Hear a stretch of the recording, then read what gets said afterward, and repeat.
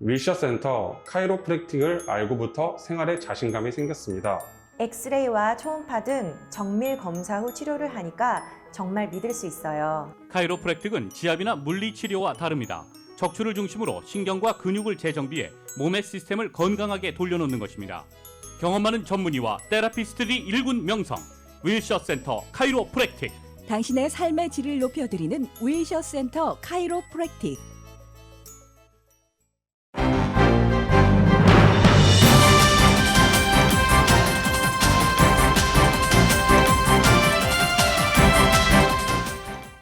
실록의 푸른 가득 라디오 서울이 함께합니다.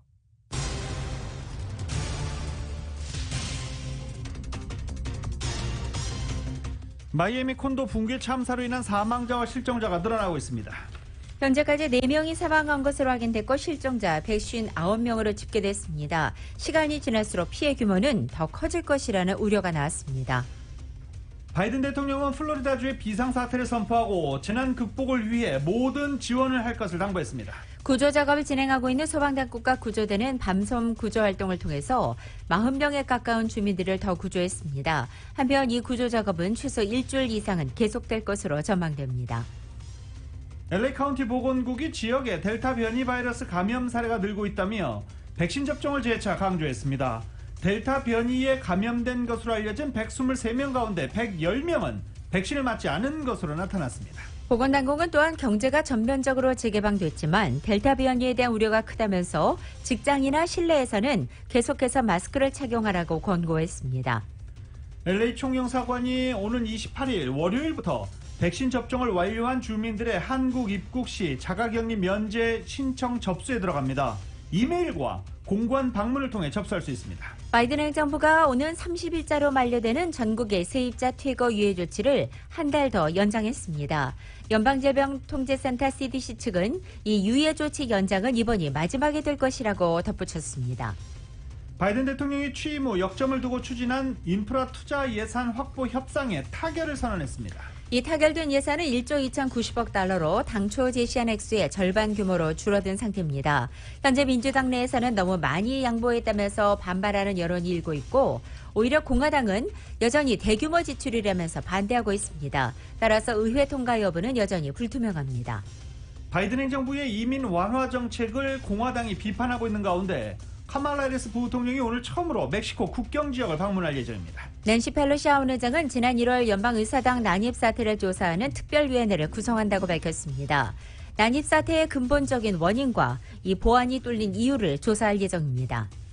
캘리포니아 지역에 대가뭄이 덮친 가운데 북가주 지역에서 수돗물에서 흙맛이 나는 현상이 발생했습니다. 농촌 방목지대에는 메뚜기떼 경보가 내려졌습니다. 헐리우드 힐스 지역에서 오늘 이른 새벽에 총격 사건이 발생해 1명이 사망하고 4명이 부상했습니다. 미니애폴리스 조지 플로이드 사망 사건과 관련해 데릭 쇼빈 전 경관에 대한 선고가 오늘 내려집니다. 30년형이 예상되고 있습니다. 뉴욕주에서는 운전면허증에 남성이나 여성을 표기하는 대신에 제3의 성을 표기하도록 하는 법안이 발효됐습니다. 남자 또는 여자가 아닌 X로 표기할 수 있게 된 것입니다. 한국 정치권에서는 더불어민주당 지도부가 2달 가까이 끌어온 대선 경선 연기 문제를 당헌대로 유지하기로 최종 결론했습니다. 한국 법무부가 전체 대상 90% 이상의 자리를 옮기는 대대적 규모의 검찰 중간 간부 인사를 단행했습니다. 주요 권력사건 수사를 이끌던 간부들도 모두 자리를 옮기게 됐습니다. LA 클리퍼스가 반격에 성공했습니다. 클리퍼스는 스테이플 센터에서 열린 피닉스 선즈와의 경기에서 서부 컨퍼런스 결승 3차전에서 106대 92로 승리하고 2연패 뒤 첫 승을 거뒀습니다. LA 다저스가 시카고 컵스에게 0대4로 패하며 4연패에 빠졌습니다. 한편 세인트루이스의 김강현 선수는 오늘 피츠버그와 토론토의 류현진 선수는 내일 볼티모어와의 경기에 선발로 등판합니다. 어제 S&P 500과 나스닥 지수가 사상 최고치를 경신했던 뉴욕 증시에 오늘 현재는 혼조세를 보이고 있습니다. 원달러 환율은 1127.7원으로 마감했습니다. 남가주는 오늘보다 맑고 더워지겠습니다. 한인타월의 낮 최고 기온은 80도로 예상됩니다. 이 시간 주요 뉴스는 미주 취항 30주년을 맞은 아시아나항공 지난 30년간 함께해 주신 성원에 감사하며 앞으로도 정성을 다하는 서비스와 쾌적한 출신 항공기로 안전하고 편안하게 모실 것을 약속드립니다. 아시아나항공 제공입니다. 여러분 안녕하십니까? 김윤정입니다. 안녕하십니까? 유지승입니다. 2021년 6월 25일 금요일 라디오 서울 모닝 뉴스 2부입니다. People have now died as a result of this tragic incident. Now, Florida is right now under a state of emergency. At this point, nearly 100 people are still unaccounted for. Right now, we are waiting for a news conference expected to happen later this morning. Miami-Dade Fire and Rescue has been working around the clock in search of life. We're told that 마이애미 데이드 37 카운티 people 서브사이드의 챔플레인 타워 사우스 콘도 붕괴 사고로 인한 사망자와 실종자 수가 늘어나고 있습니다. 이틀째 수색과 구조 작업이 진행되면서 사상자와 함께 행방을 알 수 없는 이들도 크게 증가한 것으로 시간이 지날수록 피해 규모가 커질 것이란 우려가 나오고 있습니다. 다니엘라 레빈카바 시장은 기자회견을 통해서 밤샘 수색 상황을 정한 뒤에 사망자 수는 4명으로 늘었다라고 밝혔습니다. 종전까지 공식 사망자 숫자는 1명이었습니다. 레빈카바 시장은 실종자 수가 159명으로 증가했다라고 밝히기도 했습니다. 종전에 99명에서 60명이 늘어난 숫자입니다. 행방이 확인된 거주자는 102명에서 120명으로 증가했습니다. 이 카바 시장은 이 숫자가 매우 유동적임을 분명히 말하고 싶다며 계속 업데이트하겠다라고 말했습니다. 수색과 구조팀의 밤샘 작업도 이어지고 있다라고도 덧붙였습니다. 새벽 붕괴 사고가 발생한 이후 가능한 인력을 모두 투입해 구조 작업에 사력을 다하고 있지만 추가 붕괴 위험 등으로 중장비 등을 투입하지 못하고 있는 그런 상황입니다. 현재 이 수색, 구조 작업에는 일주일 이상이 걸릴 것으로 소개되는데 만약에 생존자가 있다면 일주일 이상 버틸 수 있을지 이거 역시 관건입니다. 론 드샌티스 플로리다 주지사 지역 비상 상황을 선언하고 연방 차원의 지원을 요청했고 바이든 대통령은 바로 이 플로리다주의 비상 사태를 선포했습니다. 추가 생존자 가능성에 희망을 버리지 않으면서도 심야에 사고가 발생한 데다 사고 발생 이틀째로 접어든 점 등을 들어서 대규모 인명피해 가능성 계속 우려되고 있습니다. 이 플로리다의 아파트가 붕괴한 지 하루가 지났지만 여전히 159명의 소재는 파악되지 않고 있습니다. 한편 이미 90년대부터 이 건물이 조금씩 침하했다는 연구 결과가 나왔습니다. YTN의 보도입니다. tragic incident is right. 사고가 발생한 시간은 새벽 1시 반이라 당시 주민 대부분은 자고 있었던 것으로 보입니다. 이 때문에 구조가 진행될수록 사상자가 급증할 것으로 예측됐습니다. 구조를 시작한 지 만 하루가 지났지만 여전히 99명의 행방이 묘연한 상황입니다. We did identify and declare as safe 102 people, and 99 we still cannot account for, some of whom may not have been in the building. 밤에도 쉼없이 구조 작업을 진행하고 있지만 건물 잔해 더미 높이가 10m를 넘는 데다 추가 붕괴 위험이 있어 실종자 수색이 더딘 것으로 보입니다. 실종자 가운데는 파라과이 대통령 부인의 친인척도 있습니다. 아파트 10층에 살던 영부인의 자매 부부와 그 자녀 3명, 부모 1명이 실종 상태입니다. 또 아르헨티나 9명과 베네수엘라 4명, 우루과이 3명 등 남미 출신 22명이 실종됐습니다. 한국인의 피해는 아직 없는 것으로 파악됐습니다. 바이든 대통령은 플로리다주의 비상사태를 선포하며 연방정부의 지원을 지시했습니다. I say to the people of Florida, whatever help you want that the federal government can provide, we're waiting. Just ask us, we'll be there. 당국이 사고 원인을 조사 중인 가운데 지은 지 40년 된 건물에서 이전부터 위험 신호가 감지됐다는 보도도 나왔습니다. USA 투데이는 1981년 지어진 아파트가 90년대 연간 2mm씩 침하했다는 플로리다 국제대학교 지구환경학과 교수의 지난해 연구 결과를 소개했습니다. 연구진은 건물이 이 정도 속도로 가라앉으면 구조에 영향을 줄 수 있다고 설명했습니다. 또 2015년 아파트 외벽의 금이가 부실 관리로 소유주가 관리업체를 상대로 소송을 걸었습니다. 최근에는 대대적인 보수 작업을 앞두고 지붕 수리를 시작했는데 붕괴와 연관이 있는지는 밝혀지지 않았습니다. YTN 이여진입니다. 순식간에 붕괴한 콘도 주민 일부는 그 이전부터 건물이 이상하다는 느낌을 받았다라고 계속 인터뷰를 하고 있습니다. 지금 들으신 대로 아파트가 이 전에 올 초에 끝난 공사 기간 내내 아파트가 흔들리는 진동을 느꼈다라고 전해지기도 했습니다. 또 사고 전날 아파트에서 뭔가 삐걱거리는 소리를 들었다라는 주민도 있었고요.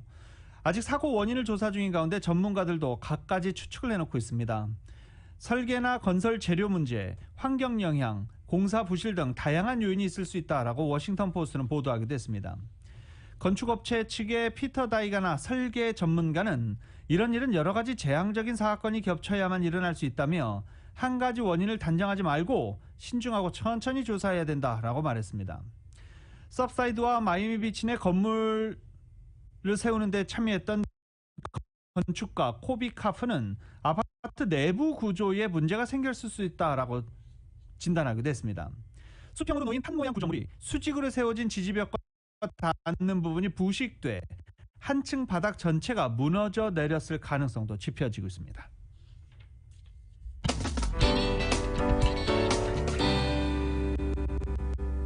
현재 미국에서 발생하는 코로나 사망자 대부분은 백신을 접종하지 않은 사람들로 조사됐습니다.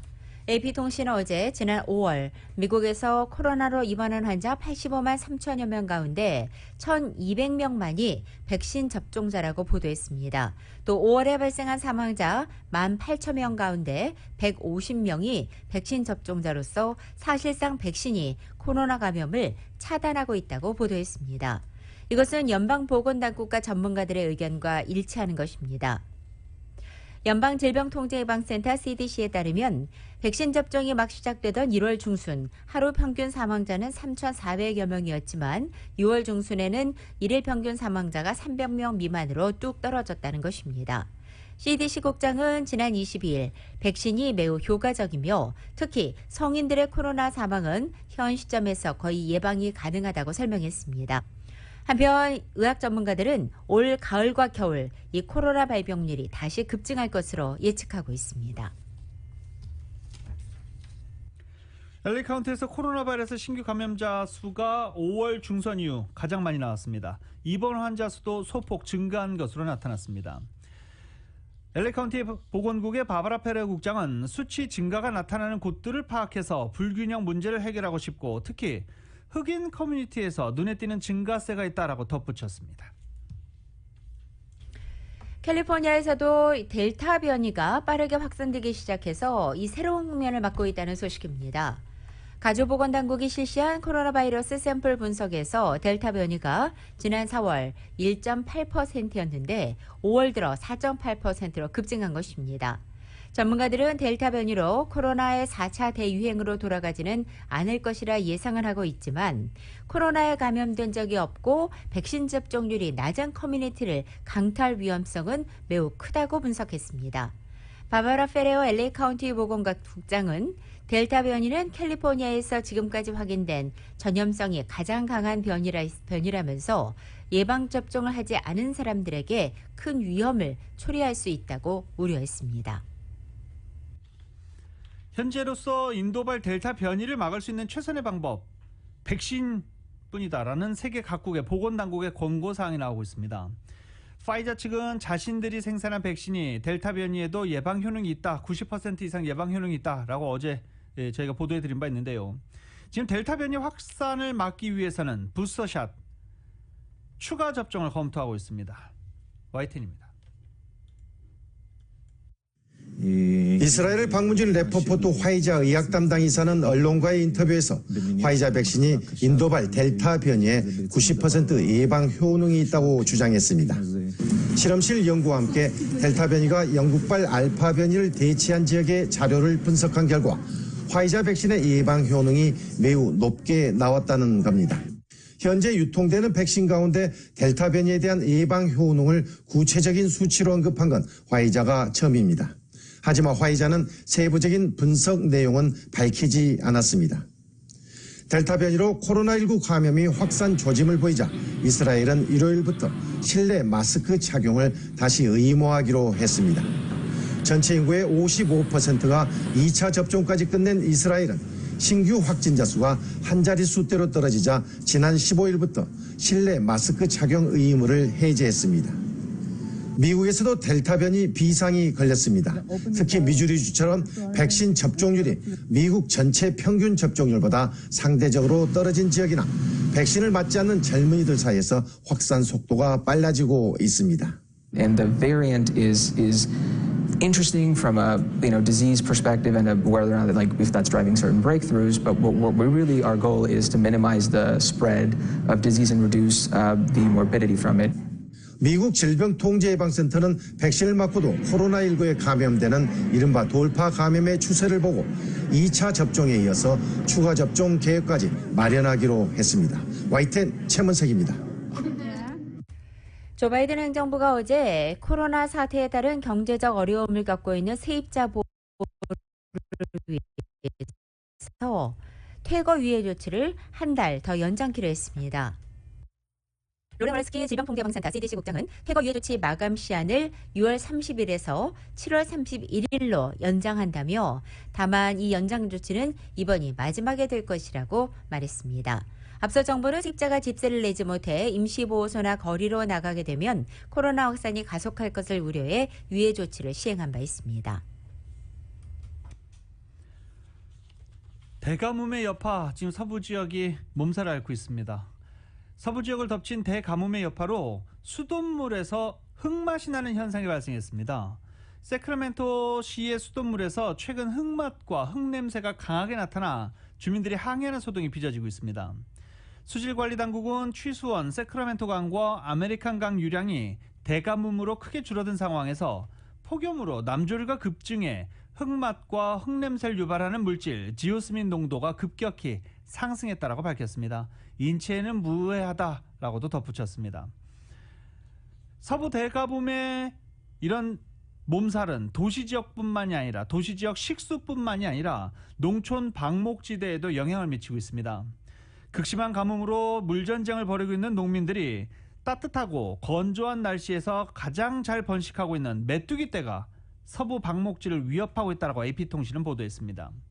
농무부는 몬태나와 와이오밍, 오리건, 아이다호, 애리조나, 콜로라도, 네브라스카를 메뚜기 창궐 위험지대로 선포했습니다. 이 메뚜기떼들이 서부 지역으로 때로 넘어올 수도 있는 우려도 제기됐습니다. 몬태나주는 메뚜기 애벌레를 방면하기 위해서 살충제 살포까지 준비하고 있는 상황입니다. 연방정보관리들은 메뚜기떼 창궐에 따른 피해가 커지게 되면 쇠고기와 곡물 가격 상승으로 이어질 수 있다라고 전했습니다. 라디오 솔모닝 뉴스 2부, 미국과 로컬 소식은 많은 것이 바뀌었지만 함께하는 가족이 있어 힘이 납니다. 또 하나의 가족, 오픈뱅크 제공입니다.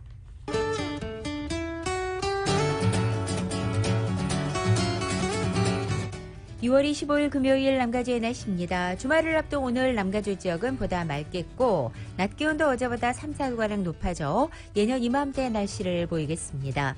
오늘 같은 맑은 날씨는 이번 주말에도 계속되고 낮 기온은 좀 더 오르겠습니다. 먼저 토요일인 내일은 오늘보다 3도가량 높아지고 일요일에도 3도가량 더 높아져 평균 기온을 웃돌기 시작하는 것입니다. 이번에 찾아오는 반짝 더위는 이번 주말을 지나 다음 주 중까지 계속되겠습니다. 하지만 지난번에 겪었던 폭염 사태는 없겠습니다. 다음 주 화요일부터는 부분적으로 구름이 늘어나겠고 습도가 높아져서 다소 후텁지근한 더위도 전망되고 있습니다.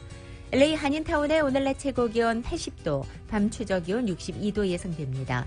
오렌지 카운티 지역은 84도, 62도, 벨리와 일랜드 엠파이어 지역 89도, 57도, 해안 지역은 69도, 60도 예상됩니다. 한국은 오늘도 전국 곳곳에 비가 내리겠고 서울의 오늘 아침 최저 기온 66도, 낮 최고 기온은 80도로 예상됩니다.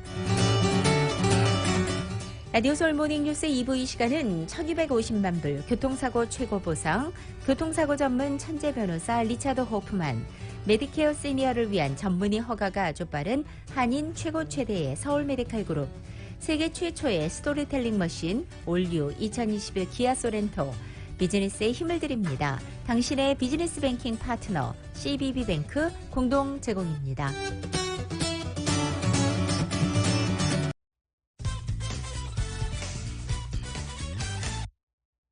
라디오솔 모닝뉴스 함께하고 계십니다. 바이든 대통령이 취임 후 역점을 두고 추진하고 있는 인프라 투자 예산 확보 협상 타결을 선언했습니다. 그런데 덧붙인 말도 있죠. 테이블 위에 올라와서 사인을 할 때는 뭔가 다른 게 또 있어야 된다라고 말하기도 했습니다. 예산이 당초 제안했던 것보다 크게 줄어든 것에 대한 이야기가 아닌가, 여러 가지 추측이 나오고 있는데요. 애초 제시한 것에서 절반 규모를 일단은 줄어들었습니다. 민주당은 너무 많은 양보를 했다며 비판론이 일고 있고 공화당은 대규모 지출에 반대하고 있어 의회 통과까지는 조금 더 지켜봐야 할 것으로 보입니다. YTN입니다. 바이든 대통령이 공화당과 민주당의 초당파 의원들을 만났습니다. 인프라 투자 예산을 놓고 벌인 협상 끝에 타결을 선언했습니다. I'm pleased to report that a bipartisan group of senators, 5 Democrats, 5 Republicans, part of a larger group, has come together and forged an agreement that will create millions of American jobs and modernize our American infrastructure to compete with the rest of the world and own the 21st century. 이번에 합의된 예산안은 신규 사업을 포함해 5년간 9,700억 달러, 8년간 1조 2천억 달러로 우리 돈으로 1,000조 원이 넘는 규모입니다. 하지만 바이든 대통령이 애초 공언한 2조 2,500억 달러보다는 절반 수준에 불과합니다. 바이든 대통령은 초당적 합의는 타협을 의미한다며 양분된 의회 구조 속에서 어렵게 이뤄낸 합의라는 점을 부각했습니다. We actually worked with one. We had bipartisan deals. Bipartisan deals means compromise. 여기에 바이든 대통령이 미국 가족 계획으로 이름 붙인 예산안 1조 7천억 달러는 협상 테이블에 올리지도 못했습니다. 민주당 내에서는 이번 합의안이 너무 많은 양보를 했다고 비판론이 일고 있습니다. 낸시 펠로시 하원 의장은 먼저 상원의 움직임을 지켜보겠다는 의지입니다. We will not take up a bill in the House until the Senate passes the bipartisan bill. 공화당은 그동안 정부 지출이 너무 많았다며 대규모 지출에 부정적인 입장이 여전합니다. 그런 만큼 초당파 의원들이 만든 합의안도 의회 통과를 장담하지 못하는 상황이어서 이어지는 가족계획 예산안 처리까지는 꽤나 시일이 걸릴 것으로 보입니다. 워싱턴에서 YTN 강태욱입니다. 올해 초에 발생한 의사당 난입 사태의 진상을 조사할 위원회가 하원에서 출범할 전망입니다. 민주당 소속 낸시 펠로시 하원 의장이 어제 의사당 난입 사태를 조사할 특별위원회를 구성하겠다고 밝힌 것입니다. 펠로시 의장은 지난 1월 6일은 민주주의의 사당이 공격받은 미국 역사에서 어두운 날이라며 특위 구성은 진실을 찾기 위해 반드시 해야 할 일이라고 말했습니다. 이 특별위원회는 의사당 난입 사태가 발생한 근본적인 원인과 또 의사당의 보안이 뚫린 이유를 조사할 예정입니다. 앞서 상원도 2001년 9월 11일 국제테러단체 알카에다가 뉴욕에서 9.11 테러를 자행한 뒤에 발족한 초당적 조사위원회와 비슷한 위성을 지닌 독립적인 조직을 구성하려 시도했었습니다. 하지만 지난달 28일 표결에서 무산된 바 있습니다. 지난해 대선 조작 음모를 앞장서서 퍼뜨렸던 루디 줄리아니 전 뉴욕시장이 뉴욕에서 변호사 활동을 할 수 없게 됐습니다. 뉴욕주 항소법원이 줄리아니 전 시장의 변호사 자격을 정지했습니다. 트럼프 전 대통령의 개인 변호사였던 줄리아니 전 시장이 선거 결과가 조작됐다는 음모론을 퍼뜨렸다는 이유로 그의 변호사 활동을 정지시켜야 한다는 징계위원회 요청을 받아들인 것입니다. 법원은 결정문에서 이 나라는 2020년 선거와 현 대통령 바이든의 적법성에 대한 끊임없는 공격으로 사분오열됐다며 선거와 정부에 대한 신뢰 상실을 초래하려는 그런 의도의 거짓 주장들이 자유사회의 적절한 기능을 훼손한다라고 지적하며 줄리아니의 변호사 자격을 정지한다고 밝혔습니다. 군대 내 성폭력 문제가 미국에서도 발생했습니다. 지난해 미군 여성이 동료 남성에게 성추행을 당한 뒤 살해된 사건이 발생하면서 심각한 사회 문제로 떠오른 바 있습니다. 연방의회가 군대 내 성폭력 문제를 은폐 축소하는 것을 막기 위해서 지휘관의 기소권을 박탈하는 법안을 추진하기로 했습니다. YTN이 보도합니다. 미군 여성 바네사 기엔의 장례식입니다. 바네사는 지난해 4월 부대 안에서 동료 남성에게 성추행당한 뒤 살해돼 토막 시신으로 발견됐습니다. 조사 결과 군 상부는 바네사의 신고를 받고도 묵살했던 것으로 드러났습니다. 이 사건을 계기로 그동안 묻혀있던 미군 내 성폭력 문제가 수면 위로 떠올랐습니다. I am Vanessa Guillen has become a rallying cry across the country for survivors speaking out against the toxic rot in the military around harassment and sexual assault. 바이든 대통령은 취임 후 군대 내 성폭력 근절을 위한 제도적인 개선책 마련을 지시했습니다. 미국 연방의회도 본격적으로 움직이고 있습니다. 미 하원은 부대 내 성폭력 사건에서 지휘관이 가지고 있는 기소권을 군 검사에게 넘기는 방안을 추진하고 있습니다. 부대 지휘관이 은폐 축소하는 걸 원천적으로 차단하겠다는 겁니다. 상원에서도 비슷한 취지의 법안이 대다수 의원의 동의로 마련됐습니다. And the solution is to remove all serious crimes from the hands of the commanders and give the decision about whether a crime's been committed to a trained military prosecutor. 오스틴 국방장관도 군 내부의 반대에도 불구하고 지휘관의 기소권을 없애기 위해 노력하겠다고 화답했습니다. 지난 2018년 미 국방부 조사를 보면 미군 가운데 2만 500명이 군대 내 성폭력을 경험했다고 답하는 등 생각 이상으로 심각한 수준인 것으로 나타났습니다. YTN 김영근입니다. 아프가니스탄 주둔 미군을 모두 철수시킨 뒤에도 미국은 대사관 보호를 위해 병력을 일부 남길 것으로 전해졌습니다. 아프가니스탄 주둔 미군이 철수한 후에도 병력 약 650명이 수도 카불의 하미드 카르자이 국제공항에 남아 대사관 보호 임무 등을 수행할 것이라고 익명을 요청한 소식통들을 인용해 AP통신이 보도했습니다. 카불 공항에 방공 요격 체제와 이를 운영할 부대를 남겨두고 터키의 공항 경비 체계가 자리 잡을 때까지 병력을 수백 명 추가로 주둔시킬 예정입니다. 팜스프링스 인근 인디오에 위치한 판타지 스프링스 리조트 관계자들이 어제 라디오 서울을 방문했습니다. 타운 소식 이은 기자가 정리해드립니다.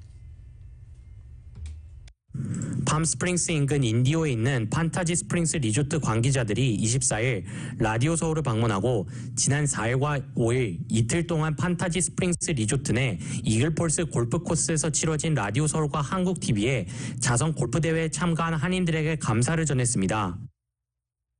판타지 스프링스 리조트 매니저로 프로골퍼 출신인 마리나 최 씨입니다. 코비드 끝나고 나서 이제 처음으로 이제 라디오 서울 그 이벤트 한국 커뮤니티 체리티 토너먼트에 있어서 저는 같이 함께 했어서 너무 감사드리고요. 마무리 잘하고 다음에 또 기회가 되면 또 같이 또 두 번 그 골프 토너먼트를 하나 했으면 감사하겠습니다. 판타지 스프링스 리조트는 250개의 객실과 18번 홀 이글폴스 골프클럽, 볼링장, 4,000석의 공연장, 1,500개의 슬롯머신과 45개의 게임 테이블을 보유한 3,800명 수용 인원의 카지노 등을 겸비하고 있는데 현재 모든 이용시설이 100% 수용 인원을 오픈한 상태입니다. 판타지 스프링스 리조트의 댄런던 카지노 마케팅 부사장입니다. We have also a amenity, a VIP amenity high limit, Pit 8. We call it the Fantasy Springs Pit. Very enjoyable and high quality gaming for the Korean guests. 판타지 스프링스 리조트에서는 그동안 한국 유명 연예인들의 초청 공연, 골프 토너먼트 등으로 한인들에게 친숙한데 올 가을 유명 로컬의 공연이 주지어 예정되어 있습니다. 오는 9월 11일에는 그룹 시카고의 공연이, 10월 2일에는 샥 카칸, 10월 23일에는 제이슨 보넴, 12월 18일에는 핏불의 공연 등이 예정되어 있습니다. 8월 말에는 바카라 토너먼트와 슬랏 토너먼트가 열려 참가자들에게 푸짐한 경품을 제공할 예정입니다. 현대자동차가 올류 2022 투싼 경품 이벤트를 진행합니다. 시온마켓과 함께하는 이번 이벤트는 오는 9월 10일까지 전국의 시온마켓 매장을 방문한 고객들을 대상으로 영수증 혹은 각 매장에 부착된 안내 포스터의 QR코드를 스캔한 뒤 간단한 조사에 참여하는 방법으로 응모할 수 있습니다. 단 이벤트 참가 자격은 시온마켓 매장이 있는 가주, 조지아, 텍사스 3개 주에 합법적으로 거주하는 만 18세 이상 주민으로 제한됩니다. 해당 응모 고객 가운데 1명을 추첨해 올류 2022 투싼을 경품으로 제공하며 당첨자는 9월 13일 전화나 이메일로 개별 통지될 예정입니다. 라디오 서울 뉴스 이은입니다. 어제 오픈뱅크 본사 회의실에서 오픈뱅크의 지주사인 OP뱅코베 2021년 주주총회가 열렸습니다. 기존 이사진 전원에 대한 재신임과 외부 회계감사기관에 대한 재신임, 그리고 새로운 인센티브 플랜에 대해 승인했습니다. 미국의 대형은행들이 연방준비제도의 스트레스 테스트를 통과해서 이 코로나 사태 이후 제한됐던 주주 배당과 자사주 매입이 7월부터는 재개될 수 있게 됐습니다. 월스트리트저널의 어제 보도에 따르면 연준은 골드만삭스를 포함해 미국의 23개 은행에 대한 스트레스 테스트 결과를 어제 공개하면서 최악의 상황을 가정한 시나리오에서 이들 은행들이 최소 자본 요건을 충족할 수 있는 것으로 평가됐다고 발표했습니다.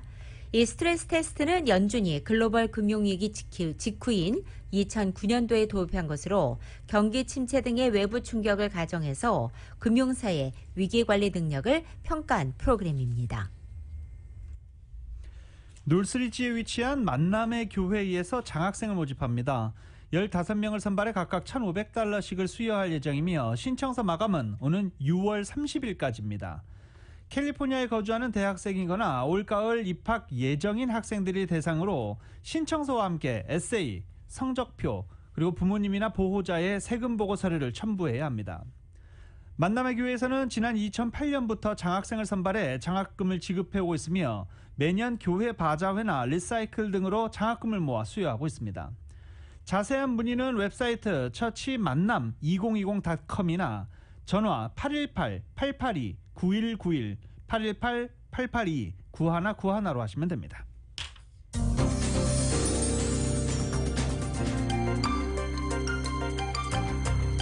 미국 내 각 지역 소식 전해드립니다. 먼저 뉴욕 소식입니다. 뉴욕주에서는 운전면허증과 출생증명에 성별을 남자나 또는 여자가 아닌 X로도 표시할 수 있게 됐습니다. 앤드루 쿠오모 뉴욕주 지사가 어제 이 젠더 인정법에 서명한 것입니다. 어제는 마침 뉴욕주에서 동성결혼을 허용하는 법이 통과된 지 딱 10년이 되던 날이었습니다. 뉴욕시 모든 시민들은 앞으로 가정에서 편하게 코로나 바이러스 백신 접종을 받을 수 있습니다. 빌 드 블라지오 뉴욕시장은 뉴욕시의 모든 시민들 대상으로 가정 방문 백신 접종을 실시한다며 백신 접종률을 높일 수 있는 새로운 방법을 지속적으로 제공할 방침이라고 밝혔습니다. 뉴욕시는 그동안 거동이 불편한 노인이나 장애인 등을 대상으로만 가정 방문 백신 접종을 실시했지만 이 대상을 시민 전체로 확대한 것입니다. 웹사이트를 통해 신청하면 됩니다. 뉴저지에 있는 소상공인을 위해서 2억 3,500만 달러가 추가로 지원될 예정입니다. 필 머피 주지사는 지난 22일 뉴저지의 5인 이하 소기업과 식당, 차일드케어, 스타트업 기업 등에 모두 2억 3,500만 달러를 지원하는 내용의 패키지 법안에 서명했습니다. 법안에 따르면 근로자 5인 이하 소기업에 1억 2,500만 달러, 식당이나 주점에 2천만 달러, 차일드케어 시설에는 1,000만 달러, 그리고 근로자 6인 이상 소기업이나 비영리 기관에는 5천만 달러, 스타트업 기업에는 1,000만 달러씩이 배정돼 있습니다. 샌프란시스코가 시 공무원들을 대상으로 백신 접종 의무화 지침을 적용합니다. 이번 지침은 3만 5천 명의 시 공무원들에게 적용되며 교육부 소속인 교사들은 제외됩니다. 샌프란시스코는 코로나 예방 백신이 연방정부의 공식 사용 승인을 받는 대로 공무원들을 대상으로 접종을 의무화할 계획이며 백신 접종 거부 직원들은 해고 대상이 됩니다. 이처럼 강력한 백신 접종 지침을 채택하는 것은 샌프란시스코시가 전국에서 처음입니다. 지난 1년 동안 운영이 중단된 채 정박해 있었던 샌프란시스코의 프린세스 크루즈선이 올가을에 다시 운행됩니다. 프린세스 크루즈 측은 올가을 샌프란시스코 베이에서 출항하는 운행을 전면 재개함에 따라 9월 25일에서 11월 9일 사이 8개 프린세스 크루즈선이 캐리비안과 파나마운화 그리고 멕시코와 하와이 등으로 출항할 예정입니다. 샌프란시스코 평통이 내일 26일 내일입니다. 한반도 종전선언 촉구를 위한 금문교 걷기 대회를 합니다. 오늘 6월 25일 6.25 한국전쟁이 발발했던 날이기도 합니다.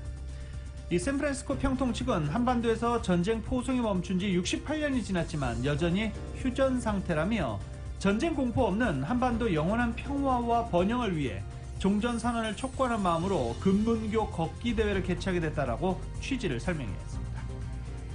시애틀 다운타운이 팬데믹 불경기에서 회복할 수 있도록 돕기 위해서 이 시정부가 900만 달러를 투입해 각종 활성화 조치를 취하겠다고 제니 더컨 시애틀 시장이 지난 23일 발표했습니다. 이 시애틀 시정부는 다운타운 업체들과 예술문화단체들이 구제지원금을 직접 지급해 문 닫은 업소들을 임시 미술전시관이나 간이 소매점으로 전환하도록 하고 오범 지역에는 경관 순찰을 강화해 안전 우려를 불식시키고 또 킹카운티 협조를 얻어서 다운타운 노숙자들을 타 지역으로 옮긴다는 계획입니다. 시애틀 지역의 윗비 아일랜드 아시는 분들은 좀 아실까요? 예, 윗비 아일랜드라고 아주 조용한 평소 밤하늘의 별과 고래의 물 뿜는 소리까지 들린다. 이렇게 고즈넉한 자연 환경 속에 살던 윗비 아일랜드 주민들이 여러 소송을 내고 있는 중입니다.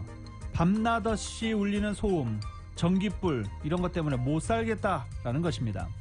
뜬금없이 대형 컨테이너 선박들이 연안에 며칠씩 정박하면서 24시간 엔진을 틀어놓고 있기 때문입니다.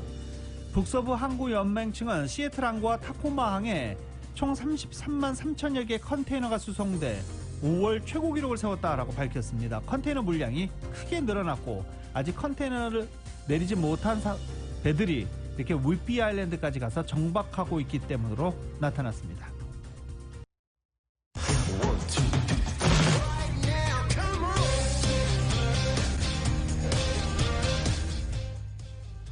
라디오솔 모닝뉴스 스포츠 소식입니다. LA 클리퍼스가 집으로 돌아와서 홈팬들의 열기에 일단 반격하는 데 성공했습니다. 2연패 뒤 첫 승리를 서부 컨퍼런스 결승에서 거뒀습니다. 그리고 창단 후 처음으로 서부 컨퍼런스 결승에서 승리를 거둔 그런 날이 되기도 했습니다. 홈구장에서 했으니까 의미가 좀 남다르네요. 어제 스태플 센터에서 열린 서부 컨퍼런스 결승 3차전에서 LA 클리퍼스는 피닉스 선즈를 106대 92로 꺾었습니다. 원정에서 1, 2차전을 모두 내주고 안방으로 돌아온 LA 클리퍼스는 시리즈 첫 승리를 거두고 분위기 반전에 발판을 놨다라는 평가를 저희들끼리는 하고 있습니다. 정말 그랬는지는 4차전 가봐야죠. 이번 플레이오프에서 댈러스 매버릭스와 1라운드, 유타 재즈와 2라운드 모두 1, 2차전에서 패하고 3차전에서 승리한 뒤 결국 시리즈를 따내고 서부 결승까지 클리퍼스가 오는 희한한 지금 징크스를 만들어내고 있습니다. 피닉스는 LA 레이커스와 1라운드부터 4차전부터 이어졌던 플레이오프 연승 행진을 9경기에서 마감하기도 했습니다. 클리퍼스는 어제도 카와이 레너드가 무릎 부상으로 결장한 가운데 폴 조지의 활약에 큰 힘을 얻었습니다. 폴 조지 지난 2차전에서는 자유투 그렇게 많이 실패하면서 역적이 되기도 했었죠. 폴 조지는 27득점, 리바운드 15개, 어시스트 8개를 성공시키면서 트리플 더블에 가까운 활약을 하며 반격에 앞장을 섰습니다. 또 이비차 주바츠도 골밑을 든든하게 지키면서 15득점에 리바운드 16개를 기록했고 레지 잭슨이 23득점을 기록했습니다. 한편 1, 2차전에 코로나 바이러스 방역 수칙에 따라 결정했던 크리스 폴이 어제 3차전에 복귀했지만 예전 같은 모습은 아니었죠. 몸이 좀 무거워 보였다라는 평가입니다. 크리스 폴은 13득점, 어시스트 12개 기록하기도 했습니다. 승부처는 3쿼터였습니다. 2점 차로 끌려가던 클리퍼스가 3쿼터에서만 34득점을 몰아넣으면서 승기를 잡았습니다. 클리퍼스 4차전 과연 카와이 레너드는 언제 복귀할지 의문인 가운데 NBA 파이널에 가야 복귀할 수 있다 아니면 시즌을 마쳤다 여러 가지 얘기가 나오고 있는 중인데 일단 2연패를 당했던 클리퍼스 반격에 성공하고 시리즈 전적 1승 2패를 만들었습니다. 일본 정부가 안심 올림픽을 개최하겠다고 공언을 했지만 대회 출전 후에 일본을 온 외국 대표팀 구성원이 델타 변이에 감염된 것으로 확인돼 방역 당국을 바짝 긴장하고 있습니다. 도쿄올림픽과 패럴림픽을 이유로 일본에 온 외국인 가운데 이 코로나 확진자가 당초 알려진 것보다 많은 6명으로 파악됐습니다. 각국 선수단의 입국이 본격화되면 방역망이 제대로 작동하지 않을 수 있다는 우려가 커지고 있는 것입니다. 지난 19일 일본 나리타 국제공항에 도착한 뒤 검역 과정에서 코로나 확진 판정을 받은 우간다 대표팀 구성원 1명은 인도에서 유행하는 델타 변이 바이러스에 감염된 것으로 확인됐습니다. 우간다 팀의 나머지 구성원 8명 전원이 이 확진자 밀접 접촉한 것으로 분류됐고 이 가운데 1명은 23일 숙소에 머물던 중에 실시한 검사에서 추가 확진 판정도 받았습니다. 일본 당국은 최초 확진자가 판명된 후 밀접 접촉자를 분류하지 않고 있다가 이틀이 지난 후에야 대표팀 전원과 우간다에서의 대표팀과 동행한 이 직원들을 뒤늦게 밀접 접촉자로 분류했습니다. 공항에서 이 함께 이동하는 관련 업무를 수행한 이 시 직원 4명 역시 밀접 접촉 가능성을 고려해서 자체 격리를 하는 등 감염 확산에 대한 우려가 고개를 들고 있는 것입니다. 일본 정부가 안전안심 대회를 실현하겠다고 강조했지만 당국이 정한 절차를 밟아 일본에 도착한 외국 대표팀 구성원 가운데 한 명이 델타 변이에 감염된 것으로 확인되면서 방역 당국이 긴장하고 있습니다. LA 다저스가 어제 시카고 컵스와의 경기에서 0대4로 패하면서 4연패를 당했습니다. 그런데 그냥 진 게 아니라 노히트 노런 패배를 당했습니다. 시카고 컵스가 어제 다저스를 상대로 팀 노히트 노런을 기록했습니다. 그것도 다저 스테디움에서. 그렇습니다. 다저 스테디움에서 열린 메이저리그 다저스 원정 경기에서 4명의 투수가 안타 없이 볼넷 8개 그리고 삼진 7개를 기록하면서 무실점을 합작한 것입니다. 그나마 다행인 게 한 투수에게 이렇게 당하진 않았다. 뭐 이렇게 위로를 할 수 있을까요? 시카고 컵스의 선발 잭 데이비스가 6이닝 동안 무안타 무실점 승리 투수가 됐고 뒤이은 라이어 테페라, 앤드류 샤핀, 크랙 캠브럴이 1이닝씩 안타 없이 막으면서 팀 노히트 노런 경기를 완성했습니다. 보통 노히트 노런 대기록이라고 표현하지만 올 시즌에는 또 이런 거 붙이기가 좀 무색하죠. 너무 많이 나오고 있어요. 벌써 7번이나 노히터 경기가 나온 상황입니다.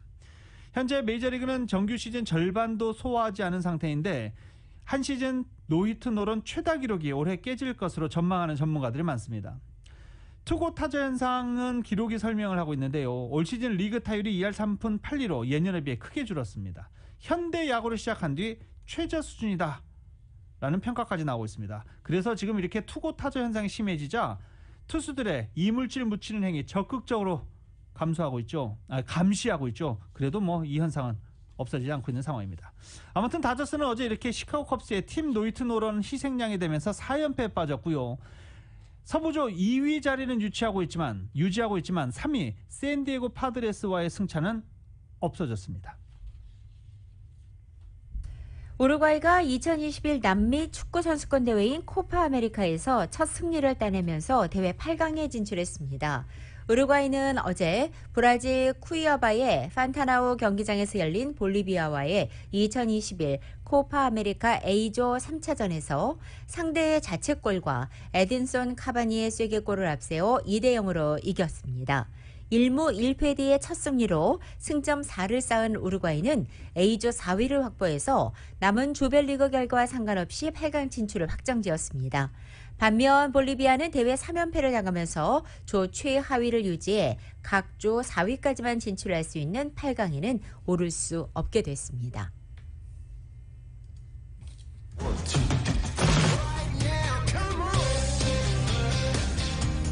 스포츠 소식은 전문가가 추천하는 이민법과 가정법 전문 제인정 종합법률사무소 제공입니다.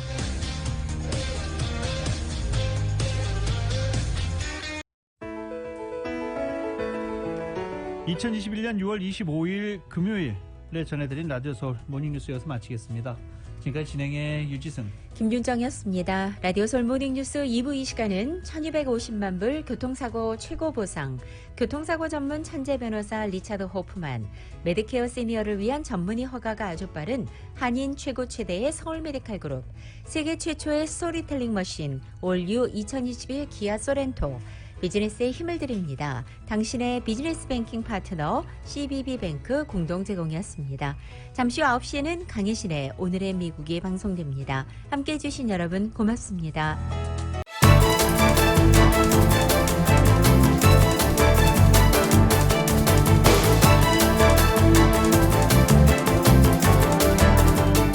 대한민국 생산자와 미국의 소비자가 직접 만나는 울타리몰.